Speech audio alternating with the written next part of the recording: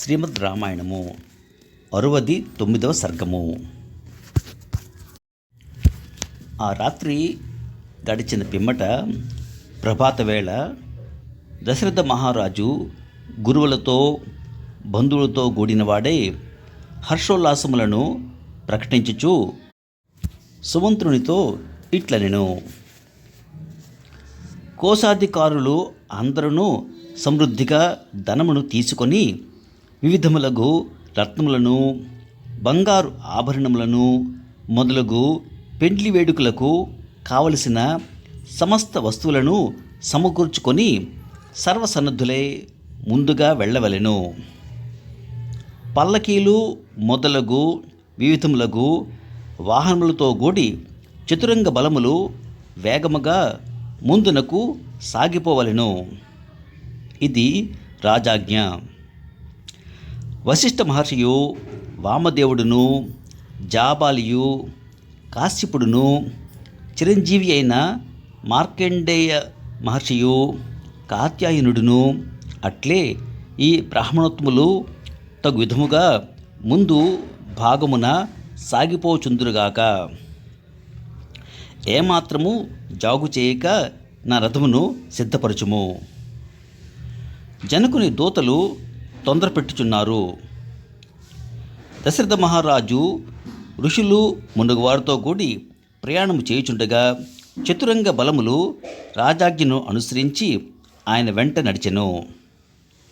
దశరథుడు తన వారితో కూడి 4 దినములు ప్రయాణం చేసి మిథిలా నగరమునకు చేరెను.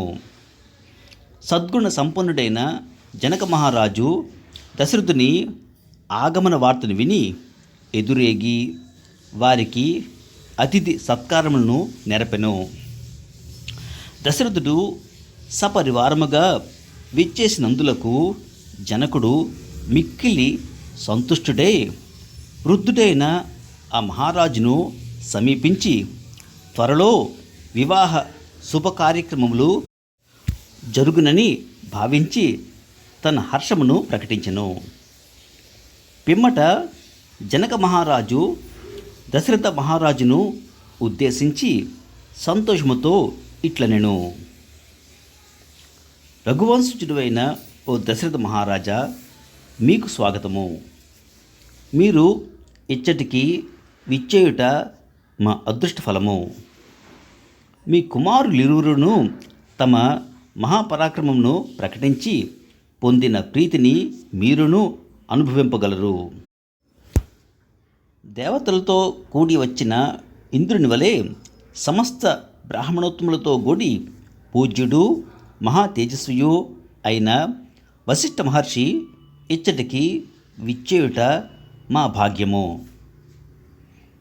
కన్యాదానమునకు ప్రతిబంధకములైన విఘ్నములన్నీయును మా భాగ్యవశమున తొలగిపోయినవి. పరాక్రమవంతులలో శ్రేష్ఠులను మహానుభావులను అయిన రఘువంశం వారితో బంధుత్వము ఏర్పడుట వలన మా వంశమే పునీతమైనది, దాని ప్రతిష్ట ఇనుబడించినది. ఓ నరవర మహారాజా, రేపు ప్రభాత సమయమున దీక్షతో కొనసాగుచున్న నా యజ్ఞము ముగిసిన పిమ్మట ఋషులు సమ్మతించిన విధముగా వివాహము జరిపింతము.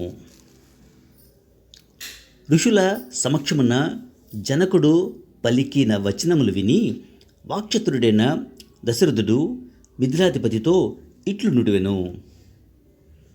ధర్మజ్ఞుడువైన ఓ జనక, దానమును స్వీకరించుట దాత నిర్ణయముపై ఆధారపడియుండును అని నేను వినియుంటిని. కావున మీరు సూచించినట్లే కావింతము.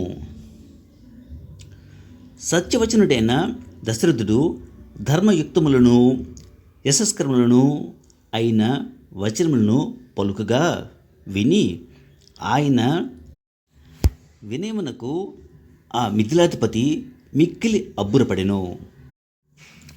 అంతటా ఆ మునీశ్వరులందరూ పరస్పరము కలిసికొని నందులకు పరమ సంతుష్టులై ఆ రాత్రి అంతయు హాయిగా గడిపిరి.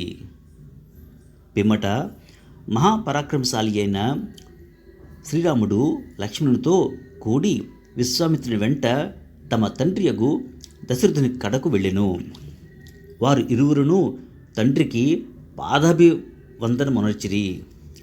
దశరథుడు తన ఇద్దరు కుమారులను చూచి మిక్కిలి మురిసిపోయెను.